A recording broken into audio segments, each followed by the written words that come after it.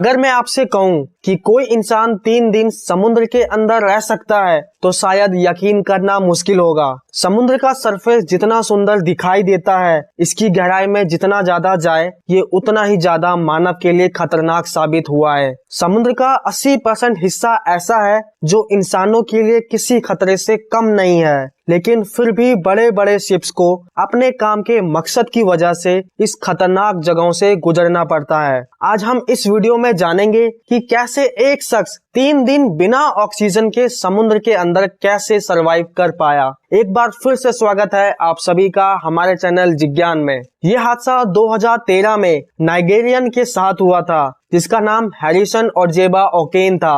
Harrison एक टग boat में बावर्ची की नौकरी करता था। टग बोट असल में एक बड़ी बोट होती है जिसका इस्तेमाल बड़े बड़े शिप्स को खींचने के लिए किया जाता है। बीच समुद्र में शिप्स को स्टेबलाइज करने के लिए भी टग बोट को ही इस्तेमाल में लिया जाता है। 26 मई 2013 के दिन अटलांटिक ओशन की गल्फ ऑफ गिनी में एक ऑयल टैंकर अनस्टेबलाइज हो गया।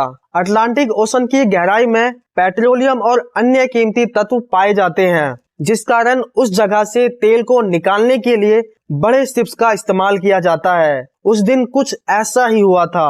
एक ऑयल टैंकर अनस्टेबलाइज हो गया, जिसे स्टेबल करने के लिए टग बोट को भेजा गया। उसी बोट में हैरिसन भी मौजूद था। टग बोट में कुल 12 क्रू मेंबर मौजूद थे। सुबह के करीब 4 बजे टग बोट वहां जा पहुंची।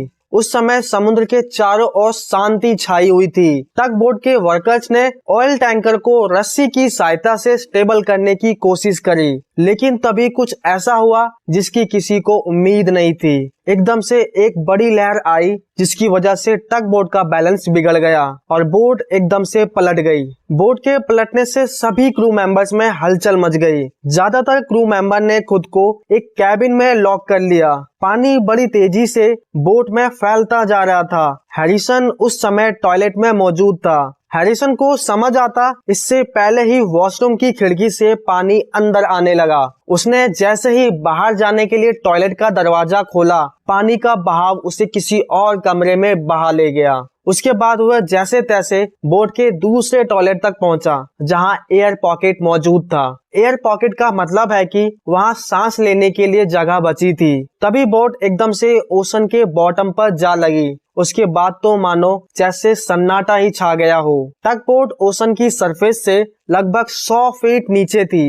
हैरिसन ने जैसे तैसे खुद को संभालकर खुद को बाहर निकालने की कोशिश की, लेकिन कोई फायदा नहीं हुआ। पूरी बोट में अंधेरा छा गया। बोट में थोड़ा सा ही एरिया बचा था जहां पानी नहीं भरा था। हैरिसन को पता था कि वह जब भी सांस लेगा तो कार्बन डाइऑक्साइड रिलीज करेगा, जिसकी वजह से वह खुद को ज्यादा देर तक जीवित नहीं रख पाएगा। उसके पास तकरीबन 60 घंटे थे। वह लाचार और बेबस था।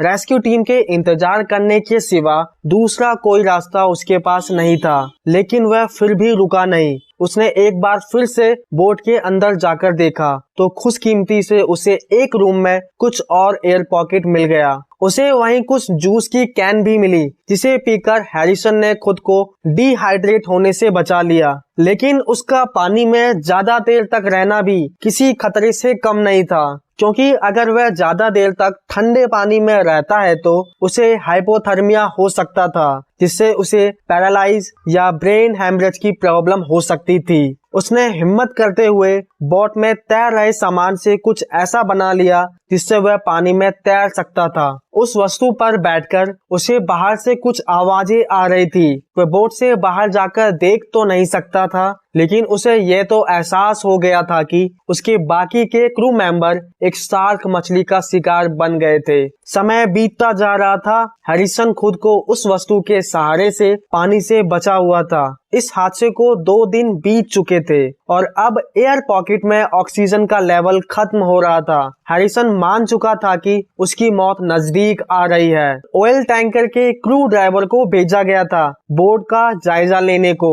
ड्राइवर को ये बिल्कुल भी मालूम नहीं था कि कोई शख्स अभी भी जिंदा बचा होगा, लेकिन जैसे ही ड्राइवर बोट के पास से गुजरा तो हैरिसन ने तुरंत बोट को ठपठपाना शुरू कर दिया। ड्राइवर उस समय एक लाइट लेकर जब विंडो के करीब गया तो मानो हैरिसन की खुशी का ठिकाना ही नहीं था। उसे मरते मरते बचा लिया गया था, लेकिन इसके बाद भी हैरिसन को एकदम से बाहर नहीं निकाला गया, क्योंकि समुद्र के अंदर का टेम्परेचर और बाहर के टेम्परेचर में काफी अंतर था। अगर उसे एकदम से बाहर ले जाया जाता तो टेम्परेचर और प्रेशर के तनाव से उसे हार्ट फेल जैसी बीमारी हो सकती थी। क्रू के द्वारा एक डाइविंग बेल भेजा गया, जिस पर बैठकर हैरिसन को बाहर लाया गया और 2 दिन तक डाइविंग बेल में ही रखा गया, जब तक टेम्परेचर नॉर्मल नहीं हो जाएगा। 2 दिन बाद हैरिसन अपने घर जाने को आजाद था। आशा करता हूँ आपको ये वीडियो बेहद पसंद आई होगी। ऐसी और वीडियोस के लिए हमें सब्सक्राइब करना ना भूलें।